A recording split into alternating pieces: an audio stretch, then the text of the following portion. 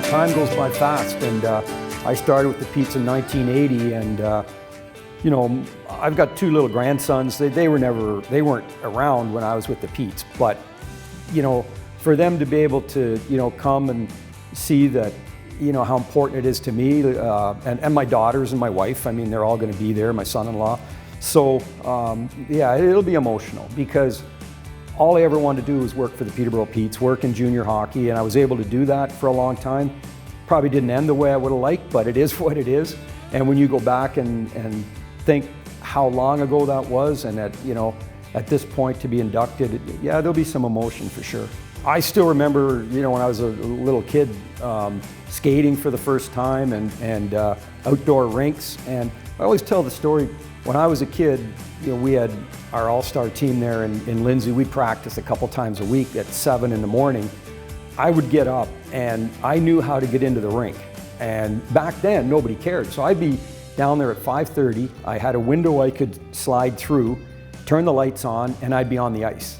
So I loved it. I obviously wasn't good enough to be a pro, but I had a vision that I thought I could work in hockey, but I was smart enough to know that it wasn't going to just happen. I had to work my way up if I wanted to sustain it. You can't just be thrown into a general manager's job like back then. So just the, you know, it was hard, like the amount of driving and trips and things, but you know, it never seemed hard at the time, because I was a part of the Peterborough Petes. That's all that mattered, and you know, to be out on the road, you're driving in snowstorms, everything, but never ever felt anything but fortunate. Back then, the staff was very small. It was like Dick Todd, Karen Brown was our secretary, and me, and Jacques Martin was our assistant coach, but he was teaching part-time.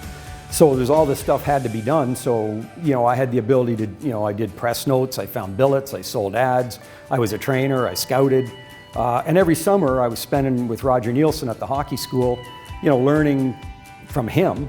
And ultimately we started the coaching clinic in Windsor that I helped him run every year. And he'd sit there and learn from the coaches. So I was always learning, but most importantly, I was given an opportunity to move up. And you know, Dave Dryden was who gave me the chance with the Petes, but Dick Todd gave me an opportunity to just keep taking on more and more, ultimately coaching, and you know, then at the end of the day, the general manager. So I learned the hockey part of it and a lot from Roger Nielsen, probably the most influential guy in my life, hockey-wise, and in life as well.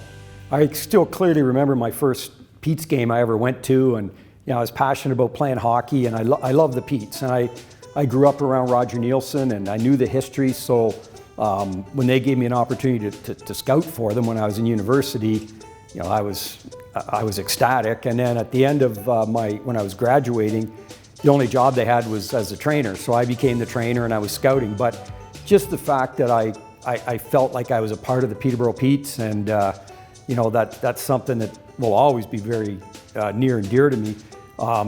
It was a little different time back then in the early 80s. There wasn't the same, well, maybe there was, I guess, the same scrutiny, because back then you had local TV, you had local radio stations, you had 2 newspapers, so there was a lot of scrutiny. The one thing that's consistent, though, is the passionate fans they have, and you know, so that hasn't changed. But yeah, it was a thrill and an honor for, you know, to have said that I was a Peterborough Pete for 30 years in one capacity or another. And I love the history of sports, whether it's hockey, lacrosse, whatever it is. So I spent a lot of time in that Hall of Fame. Just wandering around, never thinking ever that, you know, I might be inducted. That was never, I was caught off guard when this happened.